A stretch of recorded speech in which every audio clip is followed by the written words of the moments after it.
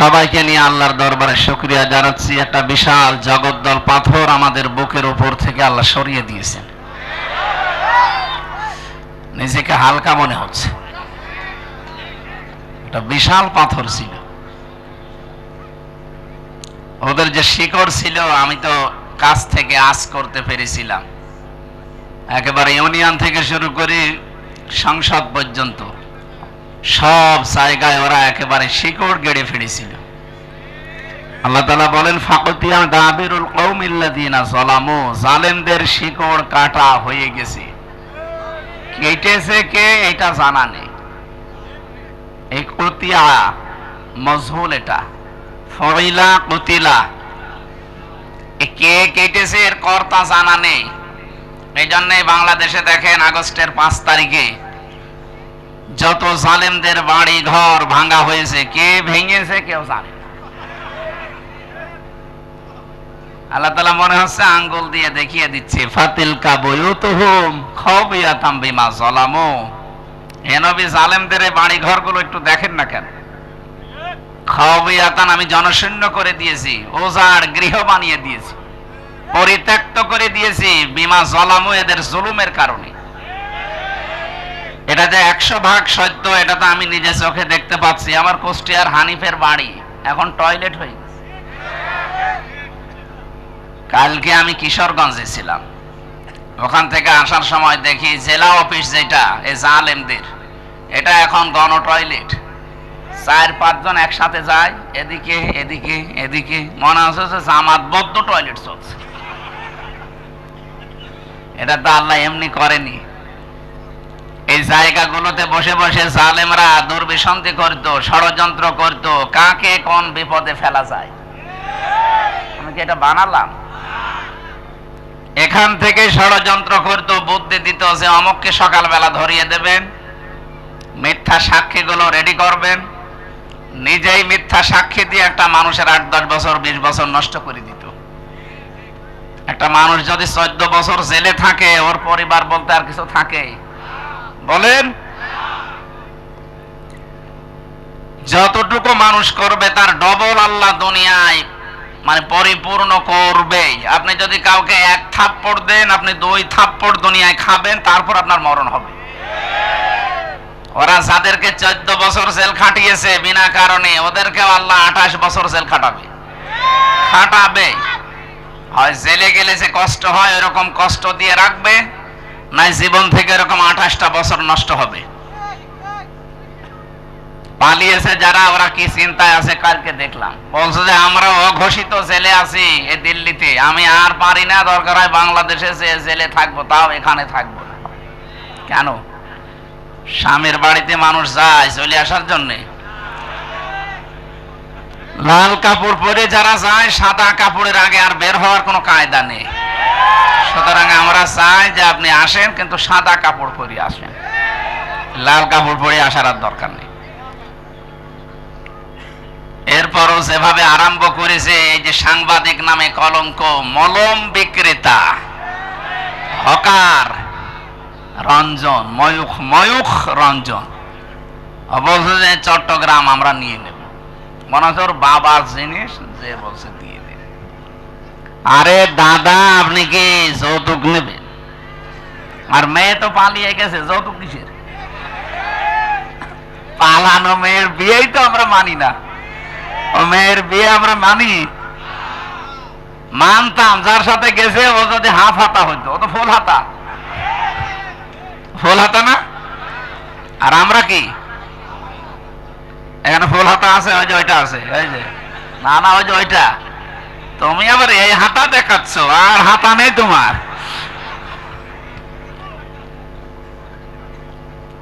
না, যে দাদার কথা বলা হচ্ছে, দাদা বলেন তো, এখন যদি ওনারা মুসলমান বানানো হয়, ও ছাতা এই যে মুরব্বী মানুষ, সে গোড়া থেকে কেটে বাদ দেওয়া লাগবে।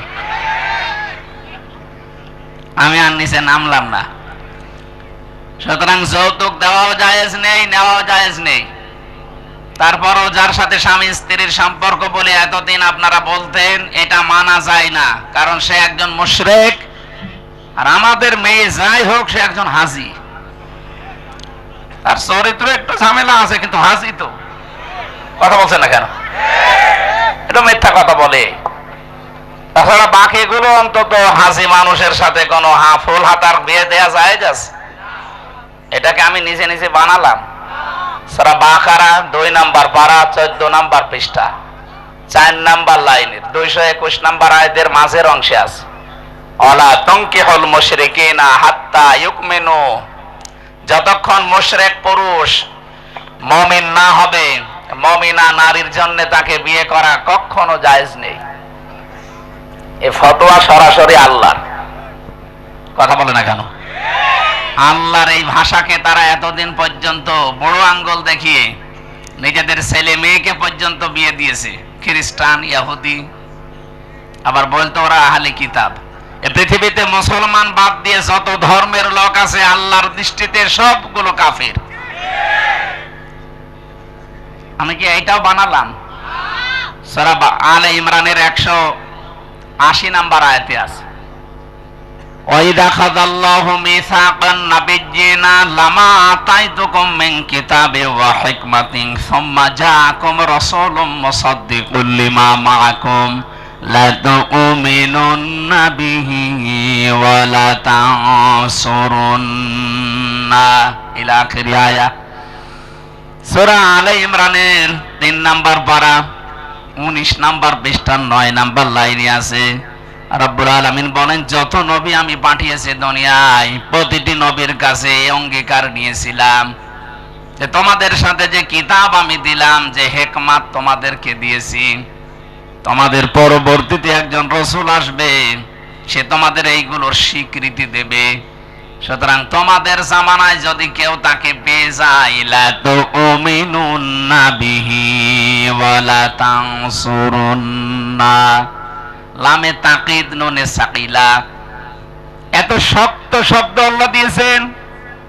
কিয়ামত পর্যন্ত আয়াতটা কোরআনে থাকবে। কিয়ামত পর্যন্ত যদি মুসা নবীও আসে, হযরতে ঈসা নবীও আসে, তাদের আর নবী হয়ে আসার সুযোগ নেই, তারা হবে মুহাম্মাদুর রাসূলুল্লাহর উম্মত। আর ওই জামানায় যদি নবীজি চলে আসতেন, অবশ্যই তার প্রতি ঈমান আনা এবং তাকে সাহায্য করা। তোমরা কি এই কথা মেনে নিলে? যত নবী আল্লাহ দুনিয়ায় পাঠালেন প্রতিটি নবী বলেছে ক্বালু আকরারনা, আমরা মেনে নিয়েছি। সুতরাং এই আয়াত অনুযায়ী প্রমাণ হয় পৃথিবীতে বিশ্ব নবীর নবুয়ত যেদিন তিনি পেয়েছেন ওই দিন থেকে শুরু করে যতদিন এ দুনিয়া ধ্বংস না হবে ততদিন যারাই আছে অন্য ধর্মের নাম নিয়ে তারা কাফের। কি 4500 ধর্ম এখন দুনিয়ায়, 257টা রাষ্ট্র আছে এই পৃথিবীর ময়দানে। এখন 195টা জাতিসংঘের আন্ডারে আছে, বাকিগুলো এখনো সদস্য হতে পারেনি। যত রকমের জাতি, ধর্ম, বর্ণ আছে সব এখন এক বাক্যে বলা লাগবে যে আমি মুহাম্মাদুর রাসূলুল্লাহর উম্মত। কেউ যদি মুসা নবী, ঈসা নবী, দাউদ নবী, সুলাইমান নবী, এমনকি আদম নবীর উম্মত কেউ দাবি করে, সে কাফের। এখানে যারা এতদিন চালিয়েছেন যে আমার ছেলে বিয়ে হয়েছে খ্রিস্টান, ইহুদি, এটা আহলে কিতাব, আপনি মিথ্যাবাদী। তাহলে কোরআনের আয়াত কেটে বাদ দেওয়া লাগবে। এই কথা বোঝেন? এখান থেকে আপনারা কি নেবেন? এ জামানায় আমরা যারা আছি, কোরআন শরীফের ভেতরে দেখবেন আল্লাহ প্রতিটি অক্ষর দিয়ে আমার নবীর হয় সম্মান, মর্যাদা উপরে তুলে দিয়েছেন।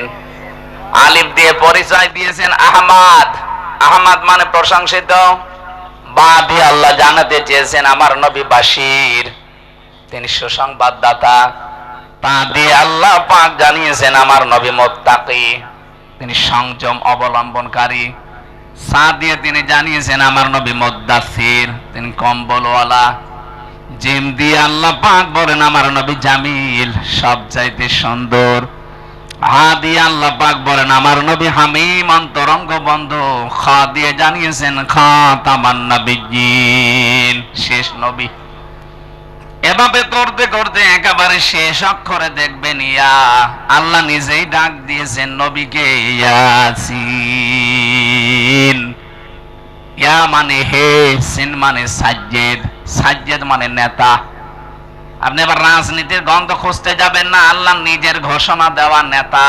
আল্লাহ বলেন একমাত্র নেতৃত্বের গুণাবলী দিয়ে পাঠিয়েছি আমার নবীকে, যেহেতু কিয়ামত পর্যন্ত উনি থাকবেন না। ওনার আদর্শ যারা দুনিয়ায় মেনে চলবে তারাই কেবল নেতৃত্ব দিতে পারে। তাহলে ইয়াসিন এই শব্দ দ্বারা ব্যাখ্যায় পাওয়া যায় কিয়ামত পর্যন্ত নবী থাকবেন না ঠিক, কিন্তু তার আদর্শ যারা মানবে তারা নেতা হওয়ার কোয়ালিটি পাবে। নবীজির আদর্শ যাদের ভেতর নেই ও নেতা হতেও পারবে না, কারণ এটা গুরুত্বপূর্ণ একটা পাঠ। আপনি নবীর আদর্শ না পেলে, জনগণের দায়িত্ব পেলে আপনি ঠিক থাকতে পারবেন না। বিশ্ব নবী যেদিন হিজরত করবেন, হযরতে আলী রাদিয়াল্লাহু তাআলা আনহুকে ডাক দিলেন, আলী, আল্লাহর আদেশ এসেছে আমি এই মুহূর্তে চলে যাব, কিন্তু ওই যে টোপলাগুলো দেখতে পাও ঘরের ভেতরে, এগুলো সব ওই কাফেরদের। তারা নিজেদের নেতাকে, বাবাকে, মাকে বিশ্বাস করে না, এগুলো আমার কাছে রেখে গেছে আল আমিন, আস সাদিক এই নামের কারণে। ওরা আমাকে আমানতদার ভাবে, নিজেদের বউকে বিশ্বাস করে না, নিজের মাকে বিশ্বাস করে না। দেখো আমার ঘরের ভেতরে টোপলা বেঁধে নাম লিখে লিখে গেছে, আমি তো চলে যাব, এগুলো যদি নিয়ে চলে যাই তাহলে আমার আল আমিন নামের কলঙ্ক হবে। টের পাচ্ছেন কি বলছি? এগুলো আমার আল আমিন নামের কলঙ্ক হয়ে যাবে। তোমাকে আমি আদেশ দিয়ে গেলাম 3 দিন পরে তুমি আমার সাথে মদিনায় দেখা করবা। এই 3 দিনের ভেতরে সকালে এসে যখন ওরা আমাকে না পাবে, আমার বিছানায় তোমারে পাবে। যখনই পাবে এক কাজ করবা, নাম লেখা দেখে দেখে তার হাতে মালটা পৌঁছিয়ে দেবে। এটা আমানতের দায়িত্ব। কেউ পালন না করে সে কিন্তু মুনাফিক হয়ে মরবে। বাংলাদেশে যারা দায়িত্বে থাকে, বিশেষ করে যারা নেতা বলে দাবি করে, এরা যদি এই সেন্স নিয়ে চলতো, আল্লাহর কসম মাওলানা মতিউর রহমান নিজামী, আলী হাসান মুজাহিদের মতো সায়রানাও দুর্নীতি না। এক একজনের ফেরেশতা দেখতে পাচ্ছেন, দরবেশের মতো মানুষ ৩৬,০০০ কোটি টাকা ওরে জবাই করা দরকার। শয়তান দাড়ি টুপির বদনাম করে ফেলিছে। সারা দুনিয়ার মানুষ ওরে দেখতে মনে করতো যে কি দরবেশ, নামই পাল্টিয়ে গিয়েছিল। এদেশে ওর নাম যে সালমান এফ রহমান অনেকে জানতোই না, নাম বললে চিনতো দরবেশ। তো কাজটা করলো কি? এর মতো চোর এই পৃথিবীতে আছে বলে আমার মনে হয় না। আপনি চিন্তা করেন তো, ৩৬,০০০ কোটি। পদ্মা সেতু বানানোর পরে আরো ৪,০০০ কোটি টাকা দেরি থাকবে, এত টাকাও আত্মসাৎ করিস। দেশটা ফকলা বানিয়ে ফেলেছে এই শয়তানগুলো। আর ওরা এখন দোষ ধরে যে মাওলানা কেন আসবে রাজনীতিতে। শয়তানেরা আসে না, এই জন্যই তো তোমরা পুরা জমিন ফিরি পেয়েছো। মন যা চেয়েছে তাই করেছে। ভূমি মন্ত্রীর দায়িত্ব ছিল যারে, তার বাড়ির সংখ্যা দেখলাম ৬২০টা। কত বাড়ি লাগবে আপনার? এখন তার একটা বাড়িতেও থাকতে পারেন না, সবগুলো এখন ওঝার গৃহ হয়ে যাচ্ছে। আল্লাহ কোরআনে কারিমে যা দিয়েছেন একেবারে খাপের খাপ মিলে যাচ্ছে। আল্লাহ পাক বলেন যে জুলুমের কারণে ওই জায়গাটা পর্যন্ত আমি আল্লাহ অভিশপ্ত বানিয়ে দিয়েছি। বিমা যালামু, ওদের জুলুমের কারণে ওরা যেখানে থাকতো ওই জায়গাটাও এখন কিয়ামত পর্যন্ত অভিশপ্ত। আমি হানিফের বাড়ির নাম বললাম, এমনি আমি দেখে এসেছি। দিনাজপুরে গিয়েছিলাম, ওখানেও একজনের বাড়ি দেখলাম। কিশোরগঞ্জে তো বললামই, ওটা জাতীয় টয়লেট চলছে। আমাদের এখান থেকে যেটা নেওয়া দরকার, আগামীতে যারা আসবেন, জালেমদের এত বড় শিকড় কেটে দিয়ে যদি আল্লাহ বাড়ি ঘর পর্যন্ত পরিত্যক্ত করে দিতে পারে, আগামীতে যারাই বসবেন তারা যদি সত্যি জনগণের উপরে জুলুম করার মন মানসিকতা হয়, 5 বছর পরে আপনার বাড়ি পরিত্যক্ত হয়ে যাবে। কি বলেছি টের পেয়েছেন? না, টের পাননি। আলহামদুলিল্লাহ। আমরা যেন শিক্ষা নিতে পারি, আয়াতের পরে এটার আরবি আছে, আমি বাংলাটা বললাম। ইন্না ফি যালিকা লায়াতাল লিকাউমিন ইয়ালামুন। রব্বুল আলামিন বলেন এর ভেতরে দর্জনী শিক্ষা আছে। এখানে লামে তাকিদ আছে। আরবি গ্রামার যারা জানে লামে তাকিদ দিয়েছেন আল্লাহ। এমনিতে আল্লাহ স্বাভাবিকভাবে কথা বললেই তো হয়তো, আবার গ্যারান্টি দিলেন কেন? তার মানে এটা আল্লাহ ঘটাবেন, মাস্ট বি, এর ভেতরে কোনো সন্দেহ নেই। আয়াত শুরু করার আগে দিয়েছেন ইন্না, মাঝে দিয়েছেন লামে তাকিদ। আল্লাহ পাক বলেন অবশ্যই এর ভেতরে শিক্ষা আছে যারা জ্ঞানী মানুষ তাদের জন্য। আর যদি ওটা তার কাটা থাকে মাথার, বুদ্ধিহীন হয়, পাগল হয়, নির্বোধ হয়, ওর জন্য এখানে কোনো শিক্ষা নেই। আমরা যেহেতু মাথার তার কাটা না, পাগল না, নির্বোধ না, বুদ্ধিমান বলে দাবি করি, অবশ্যই আমাদেরকে এখান থেকে শিক্ষা নেওয়া লাগবে। আমি দেখতে পাচ্ছি এদেশে অনেকে এখনো পর্যন্ত থালা হাতে পায়নি, তারপরও শুরু করে দিয়েছে উল্টাপাল্টা। এটা ঠিক হচ্ছে না, আপনার বদনাম হয়ে যাচ্ছে। আপনার কারণে দলের বদনাম হচ্ছে, আপনি টের পাচ্ছেন। আজকে গোবিন্দ পরামানিকের সকালের বক্তব্য দেখেননি? নারায়ণগঞ্জের বন্দরে আজকে সকালে একটা ভিডিও ভাইরাল করে দিয়েছে। আমি নাম নিলাম না, ওই দলের একজন নেতা আছে প্রকাশ্যে চাঁদাবাজি করছে। কি হয়েছে আপনার? ওই পর্যন্ত যখন যাবে তারেক জিয়া পর্যন্ত পেছনে লাথি দিয়ে একেবারে দল থেকে বহিষ্কার করে দেবে। কারণ আপনার মতো আগাছার জন্য বিএনপির মতো এত বড় দলের বদনাম উনি জীবনও মেনে নেবে না। 5 তারিখের পর থেকে অহরহ ভিডিও বার্তা পাঠাচ্ছে যে আপনারা কোনো ঝামেলায় জড়াবেন না, চাঁদাবাজি তো দূরের কথা, মানুষের দিকে চোখ তুলেও তাকাবেন না। আর আপনি কি শুরু করেছেন? সারা দেশে দেখছে উল্টা পাল্টা শুরু হয়েছে। আপনার চাইতে অত্যাচারিত আমরা কম হয়েছি। এখনো পর্যন্ত তো কাদা লাগে না এদের গায়ে যে এরা চাঁদাবাজি করেছে। আপনি বলেন তো কোন কারণে এগুলো আরম্ভ করেছেন?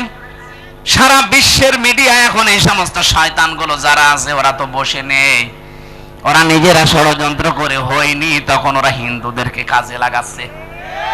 আপনি আজকেও পঞ্চগড়ে এবং মাগুরায় এই 2টা জেলার মানুষ গেছে চিকিৎসা করার জন্য। ওরা ওদেরকে টাকা পয়সা খাওয়িয়ে বলছে বলো এই কথা আছে, আমরা বাংলাদেশে টিকতে পারলাম না, চলে আসলাম। ওরা বলছে আমরা চিকিৎসার জন্য এসেছি। ওই যে মলম সাংবাদিক, ওর খালি চুলকায়। আমার মনে হয় বাংলাদেশে হিজরাতের ভেতরে দিয়ে দেওয়া দরকার, কামড়িয়ে খাবে ওরে। শয়তান তো টের পাই। চট্টগ্রাম নিয়ে নেবে, চট্টগ্রাম নিলে আমরা কি বসে আছি? এদেশের 1 ইঞ্চি না, হাফ ইঞ্চি মাটি যদি কেউ নিতে চায়, 18 কোটি মানুষ যদি জীবন দেওয়া লাগে, 36 কোটি দাদা নিয়ে জীবন দেবে। হ্যাঁ, কথা বলুন। পৃথিবীর একমাত্র দেশ, 257টা দেশের ভেতরে আজকে সকালে দেখলাম তাম পৃথিবীর একমাত্র দেশ যেখানে সাম্প্রদায়িক সম্প্রীতি সবচাইতে বেশি, সেটা বাংলাদেশ। এটা নষ্ট করার জন্য ওরা উঠে পড়ে লেগেছে। এতদিনও চেষ্টা চালিয়েছে, পারে নাই। সারাটা জীবন মিথ্যা কথা বাংলাদেশের বিরুদ্ধে ছড়িয়েছে যে এখানে নাকি সংখ্যালঘু নির্যাতন হয়, অথচ সবচাইতে বেশি এখন সংখ্যালঘু নির্যাতন চলছে ভারতে। ওরা আল্লাহর ঘর মসজিদ পর্যন্ত ভেঙ্গে ভেঙ্গে মন্দির বানাচ্ছে। কালকে সকালেও একটা ভেঙ্গেছে। আপনি মানুষ, বাংলাদেশে 96% আমরা মুসলমান। কই পৃথিবীর ইতিহাস পাল্টিয়ে যাবে, কিন্তু আজ পর্যন্ত একটা মন্দির ভেঙে মসজিদ বানিয়েছি আছে? এই আরম্ভ করেছেন আপনারা। আপনার আশেপাশে যতগুলো দেশ আছে, একটা দেশের সম্পর্ক আপনার সাথে ভালো না। ভারতের পাকিস্তানের বর্ডারে ওরা মার খায়, চীনের বর্ডারে মার খায়, নেপালের বর্ডারে মার খায়, আফগানের সাথে একটা চিকন বর্ডার আছে ওখানেও মার খায়, ভুটানের বর্ডারে মার খায়, মায়ানমারে মার খায়। এতদিন এই লেজুর বৃত্তির কারণে আমাদেরকেও মারত, এখন তো আর সাহস পাচ্ছে না। কারণ আমি জানি ওদের বহু প্রদেশে আমি ঘুরেছি, 29টা প্রদেশের অনেক প্রদেশ আমার ঘোরা শেষ। আমি দেখেছি সবচেয়ে বেশি ভয় এই মুশরিকরা মরণকে করে। এত ভয় মরণের ওদের। কোরআনে কারিমে আল্লাহ দিয়েছে ওয়ালা তাজিদান্নাহুম আহরাসান নাস আলা হায়াতি ওয়া মিনাল্লাযিনা আশরাকু। হে নবী, অবশ্যই আপনি দেখতে পাবেন জীবনের প্রতি সবচাইতে বেশি মায়া মুশরিকদের। এই জন্য ওদেরকে যদি কোনো কায়দায় এই মরে যাবি, কিন্তু ও আপনাকে বাপ বলবে না, বাপের বাপ বলবে। খালি যে চাওয়া বন্ধ করে দিয়েছে, একটু মরণের ছোঁয়া পেয়েছে, এখন বলছে কো আমরা তো ভিসা বন্ধ করিনি। গতকালকে ট্রাম্প যে সিদ্ধান্ত নিয়েছে, যদি বাস্তবায়ন জানুয়ারির 20 তারিখে শপথ নেওয়ার পরে করে, মোদির মাথায় আগুন ধরে যাবে। 16 লাখ ভারতীয়কে আমেরিকা থেকে ফেরত পাঠিয়ে দেবে। টের পাচ্ছেন? এদিকে বাংলার বিভিন্ন বর্ডারে ওদের পেঁয়াজ আলু সব পচা আরম্ভ হয়ে গেছে। আহ্বান জানাবো, এই দেশে যারা দায়িত্বে এখন আছেন, দরকার হয় বাংলার 18 কোটি মানুষের কাছে 2 টাকা 5 টাকা করে কালেকশন করেন। এই টাকা দিয়ে বাংলার 8টা বিভাগে আন্তর্জাতিক মানের হাসপাতাল বানান। ওদের দেশে যাওয়ার কোনো দরকার নেই। ব্যবসা বাণিজ্য যা আছে সব পাকিস্তানের সাথে, চীনের সাথে, তুরস্কের সাথে আরম্ভ করেন। ওর আশপাশের যতগুলো দেশ সবগুলো যদি ভারত ছাড়া চলতে পারে, বাংলাদেশ চলবে, কোনো ব্যাপার না। 2 দিন পরে দেখবেন খালু, বাপ, চাচা যা আছে দোলাভাই পর্যন্ত ডাকবে। আমি মিশে দেখেছি তো, এই জন্য বললাম। আর কোরআনেও আছে ওইটা, সূরা বাকারায়। প্রতিবেশী একটা পেয়েছি, কপাল খারাপ আমাদের, একটা জঘন্য চরিত্রের প্রতিবেশী এরা, মানুষ নামে কলঙ্ক। এতদিন চেষ্টা চালিয়ে পারে নাই, এখন আবার উস্কানি দিচ্ছে হিন্দুদেরকে বিভিন্ন কায়দায়। সম্মানিত হিন্দু ভাই এবং বোনেরা, কোন উস্কানিতে পা দেওয়া যাবে না, তাহলে কিন্তু গোপালগঞ্জের মতো পেছনে লাল হয়ে যাবে। দেখেছেন ওদের পেছনে অবস্থা? এমন পিটানো পিটিয়েছিল আর্মিতে। ওই কয়দিন শুনলাম গোপালগঞ্জ থেকে ঢাকা আসলে, বসে আসলে 300 টাকা, দাঁড়িয়ে আসলে 1000 টাকা নেন। আর আপনার তো বগুড়ার মানুষ, টার্গেট ছিল বাংলাদেশে যাদের উপরে, তারা এই বগুড়ার একজন। কি কথা বলেন না কেন? জালেমদের যতগুলো জেলা টার্গেট ছিল, তার ভেতরে 1 নম্বরে ছিল সাতক্ষীরা, 2 নম্বরে চাপাই নবাবগঞ্জ, 3 নম্বরে বগুড়া। কারণ আমি রিমান্ডে এগুলো শুনতাম, ওই শয়তানরা বলতো যে এই জেলাগুলো আমরা রাখবো না। বুলডোজার দিয়ে বাড়ি ঘর সব সাতক্ষীরা, চাপাই নবাবগঞ্জের শিবগঞ্জ, কানসাটে যা সব ভেঙে দিয়েছে। আল্লাহ আবার তাদেরকে মাজা খাড়া করে দিয়েছেন, দাঁড়াচ্ছে তারা। কিন্তু জালেমরা কয়, ওদের বাড়ি ঘরের এখন নিশ্চিহ্ন। পরিচয় দেবে যে আমি এই বাড়ির মালিক, সেই অবস্থা এখন আর নেই। আমরা আর যাই করি ভাই, আমরা যেন জুলুম না করি। আমি হাতে পায়ে ধরে বলছি, আপনারা থামেন। এইগুলো সব রেকর্ড হয়ে সারা বিশ্বে যায় আপনার এই কর্মকাণ্ডগুলো। তখন বিশ্বের মোড়ল যারা, তারা একটু সুযোগ পায়। র্যাবের যে ডিজি এখন প্রধান দায়িত্বে আছে, উনি কয়েকদিন আগে ঘোষণা দিয়েছে, এতদিন পর্যন্ত যে জঙ্গির নাটক সাজিয়েছিল একটাও সত্য না, সবগুলো ওই মনিরুলের নাটক, ওই আসাদের নাটক এগুলো। আর আমি নিজে তো দেখে এসেছি মাঠের নিচে, সবগুলো নাটক। একটা মানুষকে নিয়ে যে 2 বছর 5 বছর 7 বছর রেখে দেয়, এত বড় বড় নখ হয়ে যায়। চুল দাড়ি গোপ যখন একেবারে সেরকম মনে হচ্ছে বন জঙ্গল থেকে বেরিয়ে আসে, কপাল ভালো থাকলে হয় ফেরত দেয়, আর কপালে যদি আর হায়াত না থাকে, তখন হঠাৎ একদিন রাতের বেলা এসে বলে, ওই রেডি হ। কি রেডি? কি তার মানে ক্রস দেবে। আমার সামনের ঘটনা, এই যে মোশতাকুন নবী সাহেব বলছিলেন যে আমারে একদিন হঠাৎ করে এভাবে এসে বলে, রেডি হন। কি রেডি? কি হবো? মানে আপনাকে নিয়ে যাব। চোখ মুখ বেঁধে সারা রাত খালি ঘোরায়। কোথায় নিয়ে যাচ্ছে আমি তো আর টের পাচ্ছি না। হঠাৎ রাত 11টা 12টার দিকে গাজীপুরের ওই জঙ্গলে নিয়ে বলে, যা ছেড়ে দিলাম। যেই দৌড় দেবেন গুলি করে মেরে বলবে যে আমরা ক্রস ফায়ারে মরে গেছি। এই চলছিল জঙ্গির নামে নাটক। আল্লাহ মনে হচ্ছে পুরাটা উল্টি এখন ওদের বিরুদ্ধে দিয়েছে, কারণ ওরা এখন নিষিদ্ধ। কালকেও তাবলীগ জামাতের যে 4 জনকে হত্যা করেছে, তদন্ত আসতেছে নাকি ছাত্রলীগ এদের জবাই করেছে।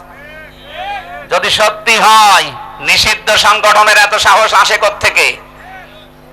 পথে ঘাটে যদি এরকম কিছু পান, ওদেরকেও আমার মনে হয় এভাবে ঠিক জবাই করা দরকার, হয়তো থামবে না। আল্লাহ ওই রকম কথাই আজকে দিয়েছে।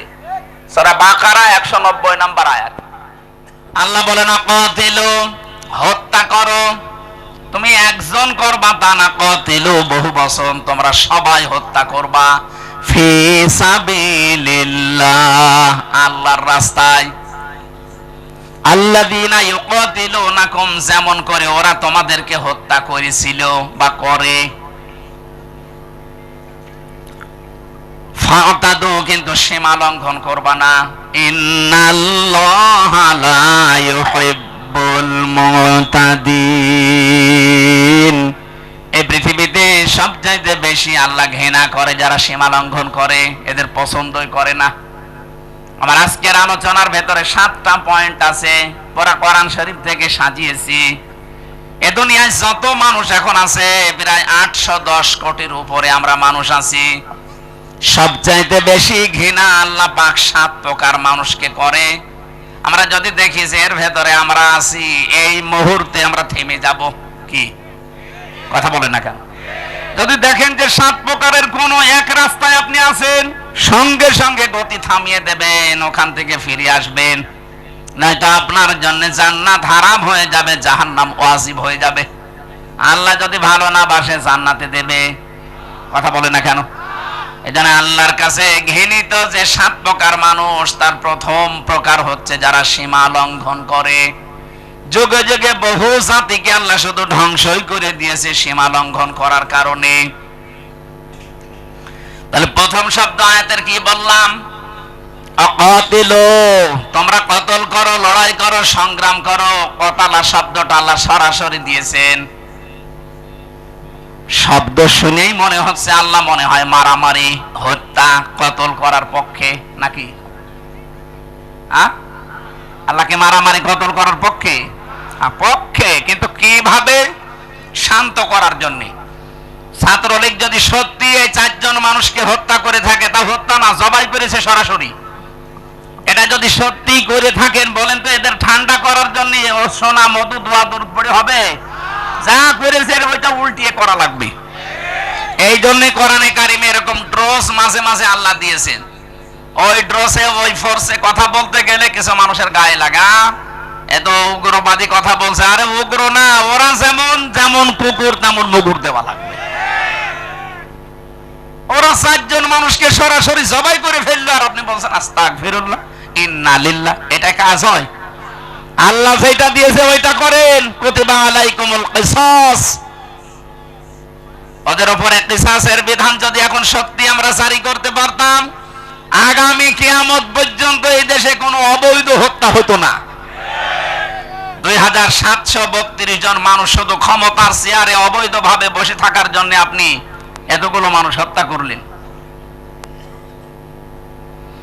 2008 থেকে 24 পর্যন্ত নির্বাচনের নামে প্রহসন করে যারা এমপি, মন্ত্রী, উপজেলা চেয়ারম্যান এবং মেয়র এই নামে যারা ডাকতেন, তাদেরকে উপজেলা চেয়ারম্যান, মেয়র, বিশেষ করে এমপি, মন্ত্রী বলা জায়েজ নেই, কারণ আমরা আপনাকে ভোট দেইনি। আমি নিজেরটাই তো বলছি, আমার 33 বছর বয়স। 18 বছর থেকে শুরু করলে আমি 3 বার ভোট দিতে পারি, একবারও পারি নাই। এক কথা বলছেন না কেন? আপনি পেরেছেন? তাহলে আমার ভোট ছাড়া আপনি এমপি, আপনি মন্ত্রী, এটা তো অবৈধ। যত টাকা নিয়েছেন, বেতন ভাতা সব ফেরত দেওয়া লাগবে। পেপারে, পোস্টারে কোন জায়গায় সাবেক এমপি, সাবেক মন্ত্রী লিখতে পারবেন না। এতটুকু লিখবেন যে সাবেক চোর। কি কথা বলছেন না কেন? এতটুকু লিখতে পারেন যে সাবেক ডাকাত, কারণ আপনি ডাকাতি করেছেন। চুরি করে একবারে 154 জন ঘোষণা দিয়ে দিয়েছেন। দিনের ভোট রাতে চুরি করে নিয়ে নিয়েছেন, তা আপনি চোর। চোরকে চোর বলা অসুবিধা কি? যারা গণহত্যার সাথে জড়িত তারা নিন্দিত এবং ঘৃণিত, এইটাই ফাইনাল। আপনি চেঙ্গিস খানের দিকে তাকান, হিটলারের দিকে তাকান, তারা আপনার যাতে কম শক্তিশালী ছিল না। 60 লাখ ইহুদি দুনিয়া থেকে বিদায় করে দিয়েছে এই লোকটা। যদিও কাজ খারাপ করেনি, কিন্তু এই লোকটা আজ ঘৃণিত হয়ে আছে শুধু মানুষ হত্যার সাথে জড়িত থাকার কারণে। 2732 জন তো সরকারি হিসাব।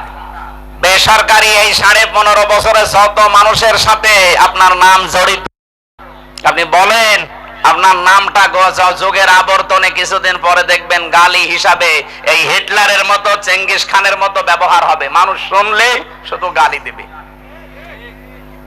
এতদিনও মানুষ গালি দিয়েছে, কিন্তু প্রকাশ্যে দিতে পারেনি, গোপনে। কথা বলে না কেন? হাজ্জাজ বিন ইউসুফ নামে একটা লোক ছিল, খুব জালেম বাদশা।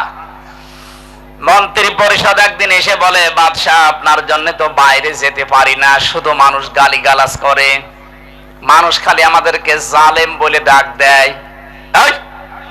কে ডাক দেয় দেখি আমি বাইরে যাব। ছদ্মবেশ নিয়ে রাস্তায় হাঁটছে, হঠাৎ দেখে এক গ্রাম্য মানুষ, বেটাই এদিকে আয়। বাদশা হাজ্জাজ বিন ইউসুফ লোকটা কেমন? কি বলেন? তো জালেম, জালেমের বাচ্চা জালেম। দুইবার যখন বলিস ওর মেজাজ গেছে খারাপ। বলে বেটা আমারে চেনো? বলে না, আমি সেই লোক। চিন্তা করছে আমার তো মাথা এখন থাকবে না। ডাক দিয়ে বলে, বাদশাহ আপনি আমারে চেনেন? বলে না তো। কে তুই? আমি এই গ্রামের ওই লোক যার মাসে 2 দিন মাথা খারাপ হয়, আজকে তার পয়লা দিন। তুই পাগল? মাসে 2 দিন মাথা খারাপ হয়, আজকে পয়লা দিন, তার মানে আর একদিন হবে। এর মতো পাগলের সাথে কথা বলে লাভ নেই। পাগল বলে ওই দিন বেঁচে গিয়েছে। এই কথা বলে না কেন? আমরা ওই 15.5 বছরে পাগল বলেই বেশি আছি। নাই তো সে স্টিম রোলার গেল, বেঁচে থাকার কথা। আপনি কিছু টের পাচ্ছেন? মানুষ সামনাসামনি হয়তো অনেকেই প্রশংসা করেছে, কিন্তু পেছনে যে খবর নিয়েছিলেন, এই লক্ষ লক্ষ কোটি কোটি টাকা খরচ করে মূর্তি বানালেন, কি হলো? 3 ঘন্টাও টিকতে পারেনি। সারা দেশে 3 ঘন্টায় সব উল্টিয়ে পাল্টিয়ে একেবারে মাটির সাথে মিশে দিয়েছে। যেটা মিশতে চায়নি কুষ্টিয়ার ওই 5 রাস্তার মোড়ে, শয়তান এত শক্ত ভাঙা যাচ্ছিল না, বেগুন এসে ভেঙেছে, তাও রাখে নাই জনগণ। এই জন্য হয় না ভাই, জোর করে কিছু করতে যাবেন না। একটা কাজ করেছিল, এখন মুসলমানদের আবেগের জায়গা, এই কারণে ওটা পাল্টানো যায় না। জিয়া আন্তর্জাতিক বিমানবন্দর, এ জেলার কৃতি সন্তান সাবেক রাষ্ট্রপতি শহীদ প্রেসিডেন্ট জিয়াউর রহমান, তার নামটা পাল্টিয়ে দিয়েছিল শাহজালাল বিমানবন্দর। মানে যাতে মাতাল হলো তাহলে ঠিক আছে, কারণ জানে যে এই নাম পাল্টিয়ে যদি আমার বাবার নাম দেই, যদি কোনদিন বাংলার জনগণ আবার আসে, আমার বাবাকেও ছাড়বে আমারও ছাড়বে।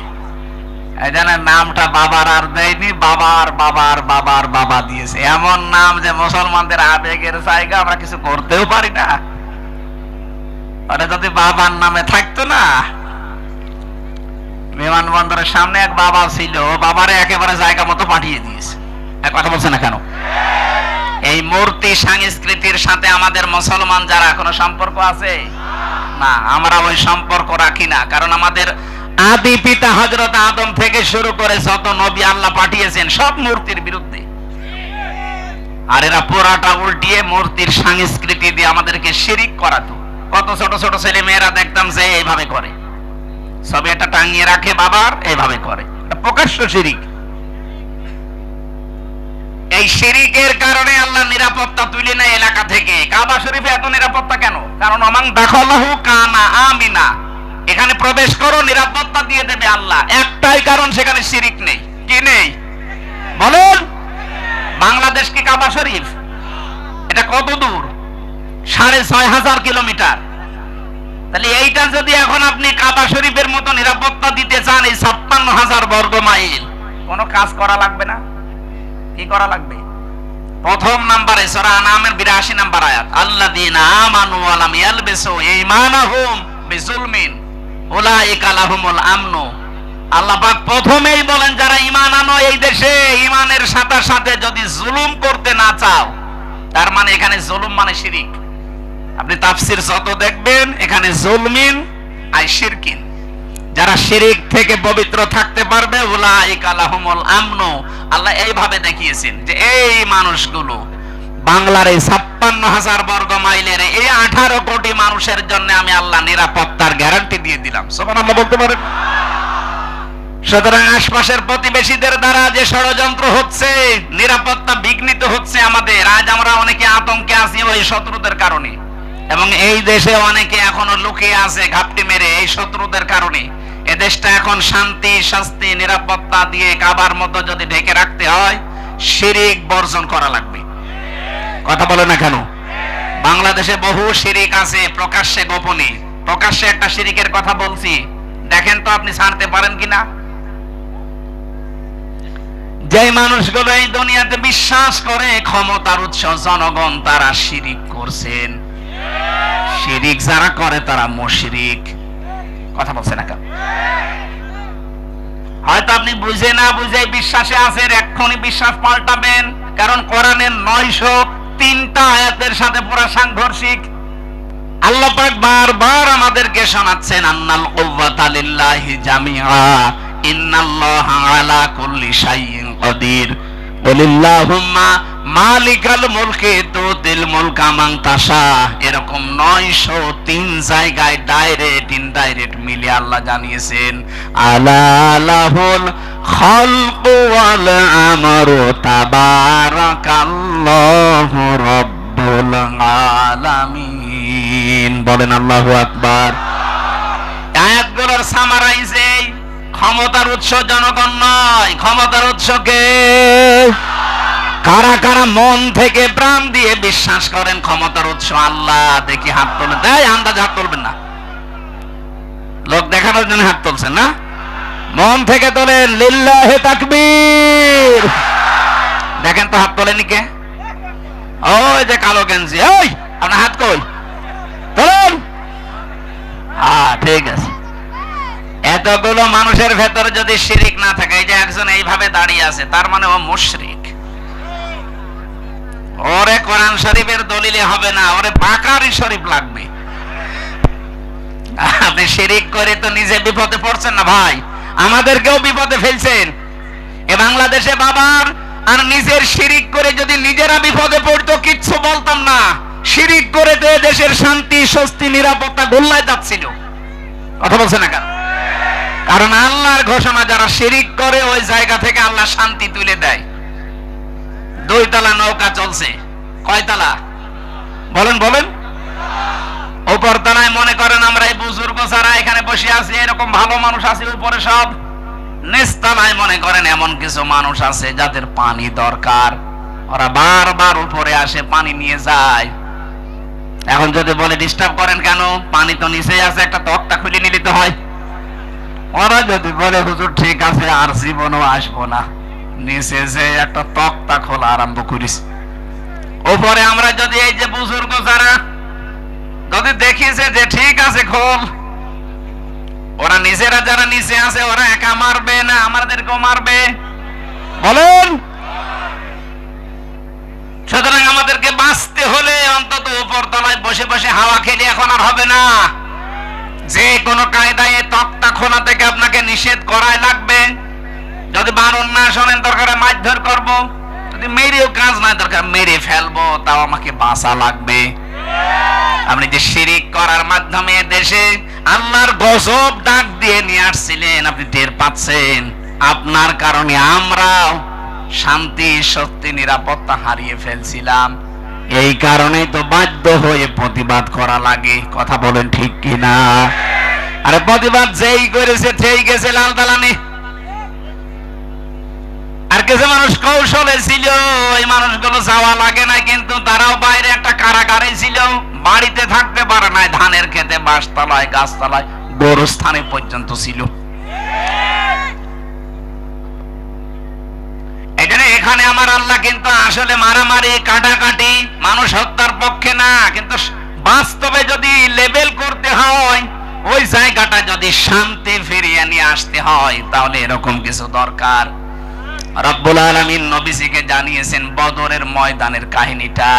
হে নবী, এই যে 80 জন কাফের সব পড়েছিল, একটাকেও আপনার সাহাবীরা মারে নাই, আপনিও মারেন নাই। 3000, 1000, 5000, প্রথমে 1000, পরে 3000, পরে 5000 ফেরেশতা পাঠিয়ে ওরা যে এসেছিল, ওদেরকে আমি আল্লাহ নিজে ফেরেশতাদেরকে দিয়ে এভাবে হত্যা করেছি। কেটে কেটে ফেলে রেখেছিলাম আপনার ওই খেজুরের ডালের কাজ না। আপনি যে খেজুরের ডাল নিয়ে এসেছিলেন সাহাবীদেরকে নিয়ে, অথচ যারা পড়ে আছে দেখেন তো খেজুরের ডাল দিয়ে এভাবে নিখুঁত ভাবে জবাই করা যায়? ওদেরকে তো জবাই করেছে আমার ফেরেশতারা। ফালাম তাকতুলুহুম ওয়ালাকিন্নাল্লাহা কাতালাহুম ওমা রামাইতা ইয রামাইতা ওয়ালাকিন্নাল্লাহা রামা। বরং তাদেরকে আপনি হত্যা করেননি, ওদের আমি আল্লাহ নিজে হত্যা করেছিলাম। আমি লেভেল করতে চেয়েছি দুনিয়া যেন শান্ত হয়। এজন্য এখন যা শুরু করেছে ওরা গুপ্ত হত্যা, এটার জন্য সোনা মধু, এদের জন্য শুধু ঝাড় ফুঁক দিয়ে আর হবে না, ওয়াজে কাজ হবে না, এদের জন্য ঠিক ওই বিধানটা উল্টিয়ে দেওয়া লাগবে। আল্লাহ বলেন এতদিন যারা তোমাদের হত্যা করেছে তারাদেরকে হত্যা করো, কিন্তু সাবধান ওদের মতো সীমা লঙ্ঘন করবে না। ওরা 4 জন যদি মেরে ফেলে, হত্যা করে, জবাই করে, ওদের 4 জনকে ঠিক এইভাবে করা লাগবে। এটা আমাদের হাতে তোলার বিষয় না, রাষ্ট্রের বিষয়। যারা দায়িত্বে আছেন আহ্বান জানাচ্ছি, দেশকে যদি সত্যি সামনে শান্তি, স্বস্তি, নিরাপত্তা দিতে চান, অন্তত এইটা দিয়ে আরম্ভ করেন। তাবলীগ জামাতের যাদের 4 জনকে জবাই করেছে, খুব তাড়াতাড়ি এদেরকে বের করেন, ওদেরকেও বায়তুল মুকাররমের সামনে নিয়ে জবাই করে দিন, দেখেন এদেশে এমনি ঠান্ডা হয়ে যাবে। যারা উস্কানি দিচ্ছে ওরা বলবে ওরে বাপ, দরকার নেই। কারণ আল্লাহ ভালো করে জানে যে কোন জায়গায় কোন ঔষধ দেওয়া লাগে। আল্লাহ বলেন সাবধান, সীমা লঙ্ঘন করতে যেও না। যে কোনো কাজে সীমা লঙ্ঘন করলে আমি আল্লাহ ঘৃণিত করে দেই। এতদিন যারা সীমা লঙ্ঘন করেছিল তাকান, তাদেরকে আল্লাহ সত্যি কিন্তু ঘৃণিত করে দিয়েছে। একেবারে শুরু হয়েছে সেই জান্নাত থেকে। এটা আমাদের আদি পিতা হযরতে আদম আলাইহিস সালাম, মা হাওয়া আলাইহিস সালাম, দুইজনেই সীমা লঙ্ঘন করে ওই গাছটার কাছে গিয়েছিল। ওটা একটা বর্ডার। আমরা মনে করি ওটা শুধু গন্ধম গাছের জন্যই খাস না। যারা এখানে তাফসীর বোঝেন তাদেরকে বলছি, বাড়ি যে পড়বেন, وقلنا يا آدم اسكن أنت وزوجك الجنة وكلا منها رغدا حيث شئتما। রব্বুল আলামিন বলেন, আদম, যে মেয়েটাকে বিয়ে করলে একে নিয়ে এবার বাবার বাড়ি চলে যাও। আদমের বাড়ি মানে জান্নাত। আদমের বাড়ি কোনটা বলেন বলেন? আর আমাদের বাবার বাড়ি, উনি যেহেতু আমাদের আদি পিতা বাবা, এই জন্য আমাদের বাবার বাড়ি জান্নাত। এখান থেকে মাসলা বের হয়, বিয়ে করে বউ নিয়ে আপনাকে বাবার বাড়ি যাওয়া লাগবে। কিন্তু কত মানুষকে আমরা দেখি বিয়ে করে আরো নিজে ঘর জামাই থেকে যায়। একটা ইতর এ বগুড়ায় ঘর জামাই আছেন? একটু হাত তোলেন তো দেখি ঘর জামাই। না, নেই, এখানে নেই, আলহামদুলিল্লাহ। এই জেলা তো ভদ্র জেলা, এখানে ঘর জামাই থেকে মরবে। বিয়ে করার পরে বিয়ের যে সিস্টেম গুলো শোনেন, এখানে যেহেতু গ্রাম অঞ্চলের জন্য বলছি, এদেশে বহু জায়গায় আমরা দেখি অনেকে বিয়ে করার সময় বরযাত্রী নিয়ে যায় মেয়ের বাড়িতে। এটা কিন্তু হিন্দুদের কালচার। এই যে গায়ে হলুদ দেওয়া, বরযাত্রী যাওয়া কাদের কালচার? আরো জোরে বলেন। মুসলমানদের কালচার হচ্ছে অলিমা করা। কি করা? অলিমার খবর নেই। 200 জন 250 জন নিয়ে উনি যাচ্ছে মেয়ের বাড়িতে বরযাত্রী নিয়ে। বরযাত্রী তো জায়েজ নেই, আপনি কোথায় যাচ্ছেন? আজকে থেকে জীবনে আর কোনদিন বরযাত্রী যাবেন না। কারা হাত তোলেন তো? ও, যারা হাত তুলছেন না ওরা ঝামেলায় আছে। না না ভাই, ওটা যেহেতু জায়েজ নেই, আপনি যাবেন কেন? মেয়ের বাবার বাড়ি থেকে একটা পান খাওয়াও জায়েজ নেই তার নিজের সন্তুষ্টি ছাড়া। আর আপনি 200 জন 500 জন নিয়ে চলে যাচ্ছেন, লজ্জায় কিছু বলতেও পারে না মেয়েটার কারণে। কথা বলেন না কেন? এটা মেয়েদের যে কি অধিকার আল্লাহ দিয়েছে এইটা নেই। অলিমা করে ছেলের বাড়ি না মেয়ের বাড়ি? ছেলের বাড়ি। কার বাড়ি? এই জন্য ছেলের বাবা যারা আছেন, আজকে থেকে বরযাত্রীর চিন্তা ভাবনা বাদ দেন। এখন থেকে অলিমা হবে, এটা আপনার বাড়িতে। দরকার হয় মেয়ের বাড়ির আরো 200-300 জন নিয়ে আসেন। আমি বারবার বলছি কেন? কারণ আমার তো ছেলে নেই, আমার মেয়ে, আমার বাসা লাগবে না। না, তারপর ইসলামের নিয়মটা তো বলা দরকার। আমরাও পালন করতে ওই সময় পারি নাই, কারণ আমি ওই সময় জানতাম না। যে সময় বিয়ে হয়েছিল সঠিক কথা কি আমি জানলে ওই সময় মানতে পারতাম না। কারণ আমি তো ছিলামই একেবারে ওই রকম। সুতরাং এখন পরিবেশ যখন আমাদের এসেছে, আপনারা ছেলের বাবা যারা এই নিয়মটা পাল্টিয়ে ফেলবেন। আর কোনোদিন বরযাত্রী যাব না, কেউ দাওয়াত দিলেও বলবো না আমি ওর ভেতরে নেই, আপনি অলিমার দাওয়াত দেন আমি আসি। কথা বলেন না কেন? হযরত আদম আলাইহিস সালাম স্ত্রীকে নিয়ে গেলেন বাড়িতে, তার মানে জান্নাতে। আল্লাহ বলেন কুলা মিনহা রাগাদান হাইসু শি'তুমা, সাবধান, নিজে যা খাবে স্ত্রীকে কিন্তু ওই মানের খাবার খাওয়াবে। আল্লাহ কিন্তু আনতা ওয়া কুলা দেয়নি। যারা কোরআন পড়তে পারে, তাফসীর বোঝে, মেয়েদের প্রতি আল্লাহ দেখেন কেমন টান দিয়েছেন। আল্লাহ বলেন হে পৃথিবীর মেয়েরা, স্বামীর বাড়িতে গিয়ে স্বামী মরণের খাওয়া খাবে আর তোমাকে হালকা দেবে তা না। আমি এটা জায়েজই করি নাই। সে প্রথম তোমার আদি পিতাকে আদেশ দিয়েছি, বউ বাড়ি নিয়ে যে নিজে যেই মানের খাবার খাবে ওই মানের খাবার বউকে খাওয়ানো লাগবে। এটা কিন্তু আল্লাহর আদেশ। আজ অনেক নামাজি, অনেক রোজাদার হজ করে আসে, কিন্তু পারিবারিক জীবনে এটা নেই। না, আপনার নামাজ হবে না, কারণ এটা একটা হক।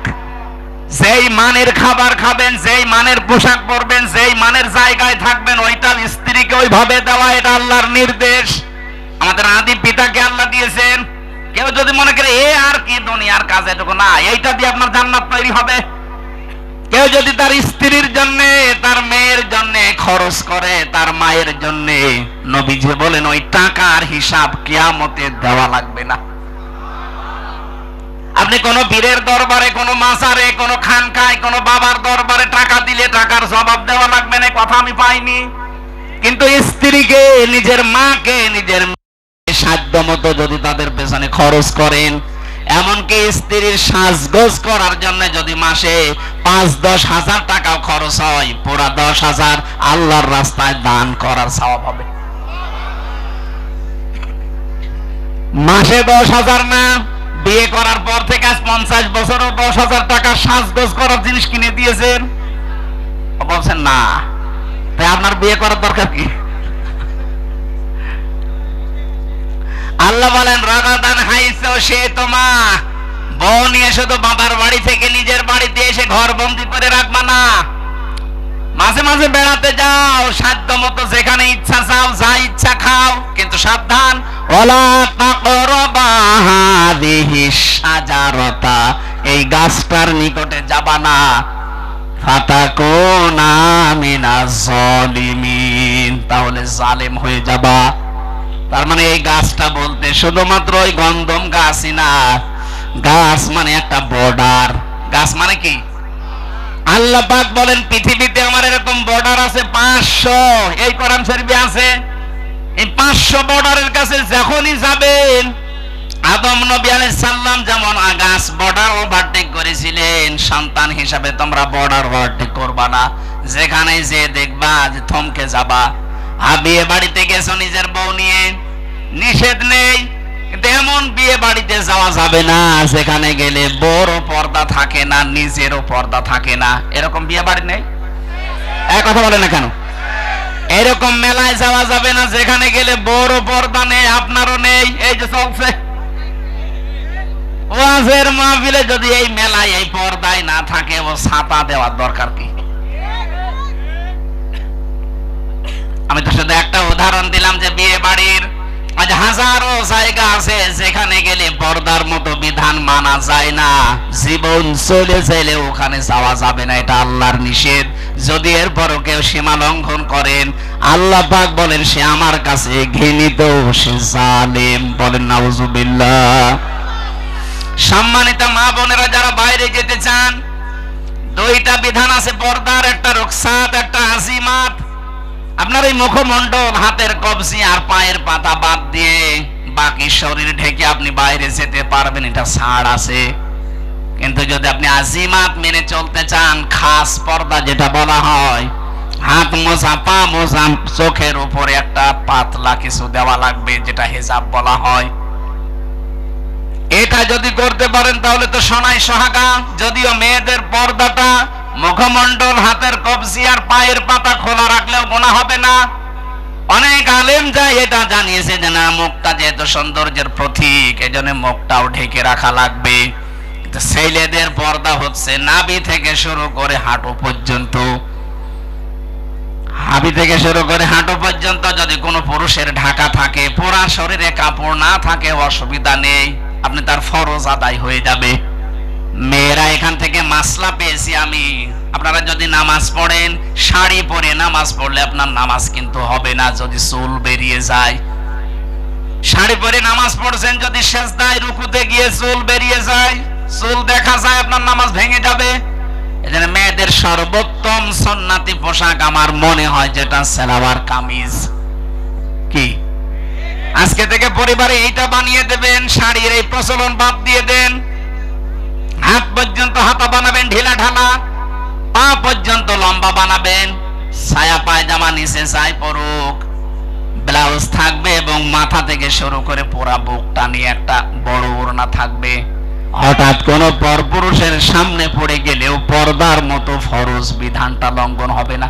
আপনি কি ইয়ার কি মনে করেন পর্দাকে? এটা যে ফরজ অনেকে জানে কিন্তু মানে তো না, আরো টিটকারি করে। পর্দার এই বিধানটা নফল না ফরজ? নামাজের মতো ফরজ।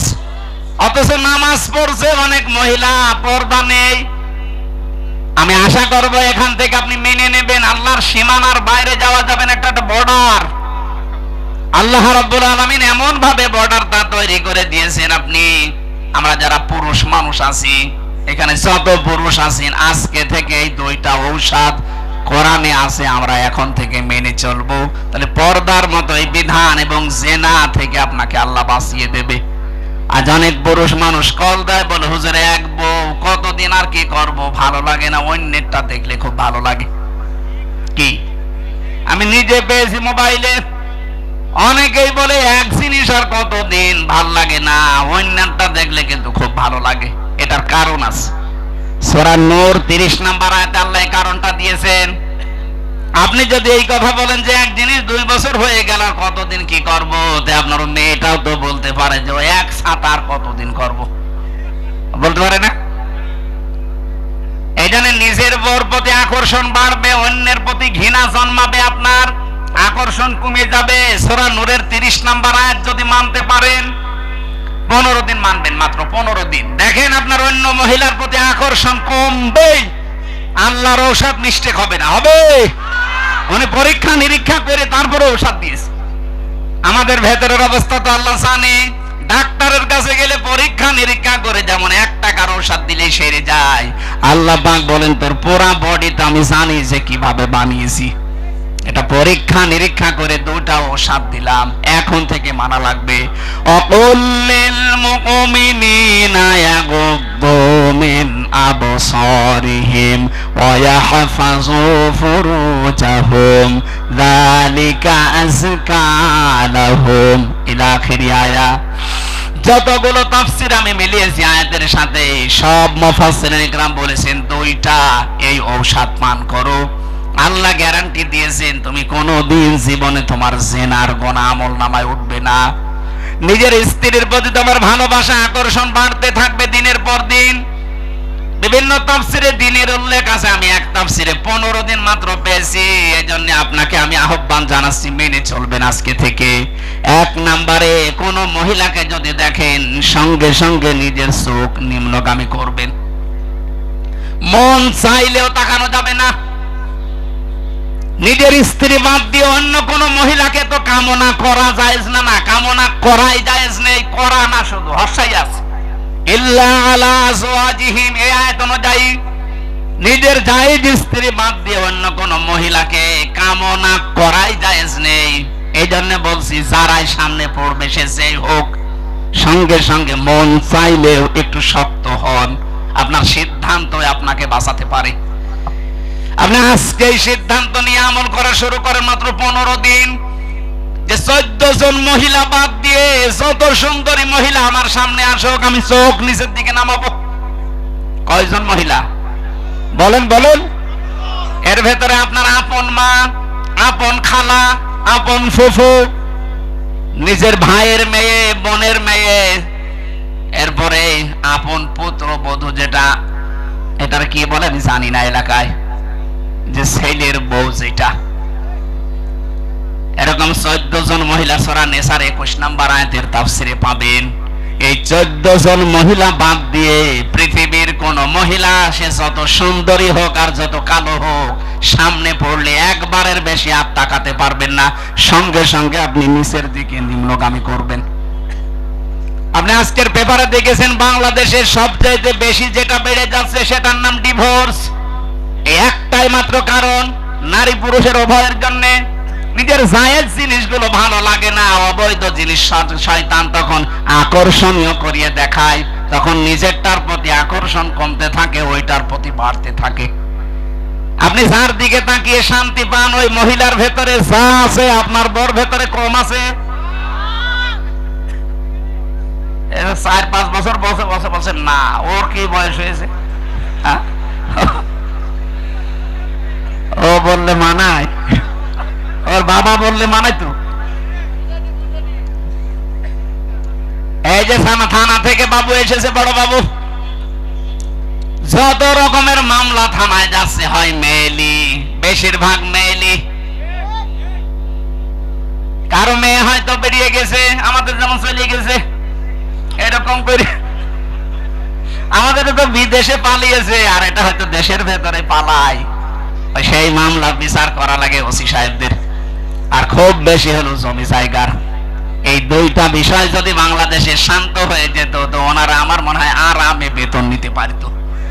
যন্ত্রণা আছে, রাত 2টা নেই 3টা নেই, আমার মেয়ে চলে গেছে কোথায়, আল্লাহ রাস্তায় নিয়ে আসেন, ওই খুঁজে নিয়ে আসতে যাই 2-3 রাত ঘুম নেই। এই জন্যই বলছে নিজের চোখকে নিম্নগামী করা লাগবে। ওই 14 জন মহিলা বাদ দিয়ে যত মহিলা দুনিয়ায় সামনে পড়ুক, আল্লাহর জন্য একটু চিন্তা করেন, অনির্বচন একটা সুখ আপনাকে আল্লাহ দান করবে। এটা বোঝেন কি বললাম, অনির্বচন সুখ বাংলা এটা। এর বাস্তব হচ্ছে যে বাচ্চারা যখন মায়ের পাখি আছে না, মুরগি পাখি যাই বলেন, এর বাচ্চারা যখন নিচে এই পাখা পর পালকের নিচে যখন আশ্রয় নেয়, এই চিল কাক এদের আক্রমণ থেকে বাঁচার জন্য, এই মোলায়েম এত সফট এত কোমল এই পাখাগুলো, একটার সাথে আরেকটা যখন এই পালক লেগে যায়, এর নিচে পাখিগুলো আশ্রয় নেওয়ার সঙ্গে সঙ্গে বাচ্চাগুলো পাখিটা এভাবে দিয়ে ফল করে দেয়, এর নিচে বসে বসে একটা কিচির মিচির আওয়াজ দেয়। এটা বাংলাতে বলে অনির্বচন সুখ। আপনি যদি সত্যি আজকে থেকে মহিলার দিকে না তাকিয়ে চক্ষুকে নিম্নগামী করে থাকতে পারেন, কিছুক্ষণ পরেই দেখবেন ওনার মনের ভেতরে একটা আলাদা শান্তি আল্লাহ দিয়ে দেবে। আপনি তো একেবারে 1 মিনিটে 3-4 বার করে দেখেন, তো শান্তি পাবেন কি করে? 2 নাম্বার, আমাদের লজ্জা স্থানের হেফাজত করা লাগবে। এটার ব্যবহার আজ যেখানে সেখানে হচ্ছে না। এই জেনা থেকে বাঁচার জন্য আকাশ সংস্কৃতির নামে যেটা চলছে, ভারতের পিনআপ করা পত্রিকাগুলো, এগুলো বন্ধ করা দরকার সরকারি ভাবে। অনেক কন্টেন্ট এই তথ্য মন্ত্রণালয় থেকে শুরু করে বাতিল করার চেষ্টায় আছে। ভারতের যখন সবকিছুই বয়কট হচ্ছে, আমার মনে হয় ওদের আকাশ সংস্কৃতিতে যা দেয় ওইগুলো বন্ধ করা দরকার। এদেশে আমরা আমাদের চরিত্রকে আবার আগের যুগের মতো ফিরিয়ে নিয়ে যেতে পারবো ইনশাআল্লাহ। আমি আজকে মনে হয় আর কথা না বলা ভালো, কারণ আমার এসার পরে আলোচনা আছে সিরাজগঞ্জ শহরে, ওখানে যেতে আরো 1-1.5 ঘন্টা লাগবে। আজকের মতো শেষ করে, আমার জেলখানায় লিখিত নারী এবং পুরুষের দাম্পত্য জীবন নিয়ে বই লেখা আছে এই আয়াতের উপরে। গাড়ি কোথায় আছে আমি জানি না, আপনারা স্বামীকে বলবেন ছেলেকে মেয়েকে পাঠিয়ে বইটা নিয়ে যেতে। স্বামীকে পড়াবেন আর স্বামীরা পড়াবেন স্ত্রীকে। এর ভেতরে যে তথ্যগুলো আছে আমল করতে পারলে আশা করছি ভালো হবে। আল্লাহুম্মা আমিন। এখানে আছে, বইটা নিয়ে যান এখান থেকে। লা ইলাহা ইল্লা আনতা সুবহানাক ইন্নী কুনতু মিনাজ জালিমিন। রব্বানা যালামনা আনফুসানা ওয়া ইল্লাম তাগফির লানা ওয়া তারহামনা লানাকুনান্না মিনাল খাসিরিন। আল্লাহ, যে যুবকগুলো কোরআনে কারিমের এই অনুষ্ঠানের আঞ্জাম দিয়েছে, এদেরকে কবুল করো। এই মাহফিল করতে গিয়ে যে মানুষগুলো শ্রম দিয়েছে, এগিয়ে এসেছে কষ্ট করে, তুমি ওসমানের মতো এদেরকে মঞ্জুর করে নাও। সম্মানিত মা বোনেরা, পর্দার আড়ালে খাদিজার মতো, আয়েশার মতো বানিয়ে দাও। পরিবারে অনেকের শান্তি নিয়ে আল্লাহ তোমার সালাম নামের খাতিরে শান্তি দান করো রব্বুল আলামিন। দেশটা যখন অন্তত শান্ত, শান্তি, স্বস্তি, নিরাপত্তা দিয়ে দিয়েছো, এ দেশে তোমার কোরআনের বিধানগুলো তুমি চালু করে দাও। তোমার বান্দা বান্দীদের দিল মন এদিকে ঝুঁকিয়ে দাও। চর্মচোখে এটা আমাদের বড় ইচ্ছা লাগে, আশা লাগে, আকাঙ্ক্ষা, তামান্না লাগে যে তোমার কালাম দিয়ে বাংলার 56,000 বর্গ মাইল চলছে। আন্তর্জাতিক যত ষড়যন্ত্র আছে সবকিছু থেকে আমাদেরকে বাঁচাও। কোরআনে কারিমের এই নিয়ম নীতিটা তুমি আমাদের জন্য সহজ করে দাও। আল্লাহ তাআলা, সারা জীবন অপরাধ করে তো জীবনটা নষ্ট করে ফেলেছি। এখন আমরা সত্যি অনুতপ্ত, অনুশোচনা করছি, ফিরে এসেছি। আল্লাহ, আমাদের জীবনের অপরাধ এগুলো সব মাফ করে দিয়ে নেকি দিয়ে পাল্টিয়ে দাও। প্রশাসনের যে ভাইগুলো আজকে এসেছে, নিজেদের বাবা মা, স্ত্রী, পুত্র ছেড়ে দিয়ে যারা বাংলার বিভিন্ন প্রান্তে দায়িত্ব পালন করে, আল্লাহ এদের ইবাদত হিসাবে কবুল করে নাও। এদের শরীরটাকে সুস্থ রাখো। আদমদীঘি থানার দায়িত্বে যারা আছে তাদেরকে সহি সালামতে রাখো। এলাকায় তুমি শান্তি, স্বস্তি, নিরাপত্তা আবার ফিরিয়ে দাও। বাংলার প্রশাসনের উপরে জনগণের যে ভ্রান্ত ধারণাটা আছে, আল্লাহ তুমি এই ধারণা থেকে মুক্তি দাও। জালেমদের কারণে প্রশাসনটা পর্যন্ত কালার হয়ে গেছে। আল্লাহ, তুমি আগের অবস্থায় সেই সুনাম নিয়ে আবার কাজ করার সুযোগ করে দাও। আমি 3টা বছর জালেমের এই জেলখানায় অসুস্থ হয়ে পড়েছি। আল্লাহ, তুমি একবার আমাকে আগের অবস্থায় আবার ফিরিয়ে দাও। বারাকাল্লাহু লানা ওয়া লাকুম ফিল কোরআনিল আযীম। মরণ কখন আসে জানি না, যখনই আসবে যেন পড়তে পারি লা ইলাহা ইল্লাল্লাহু মুহাম্মাদুর রাসূলুল্লাহ।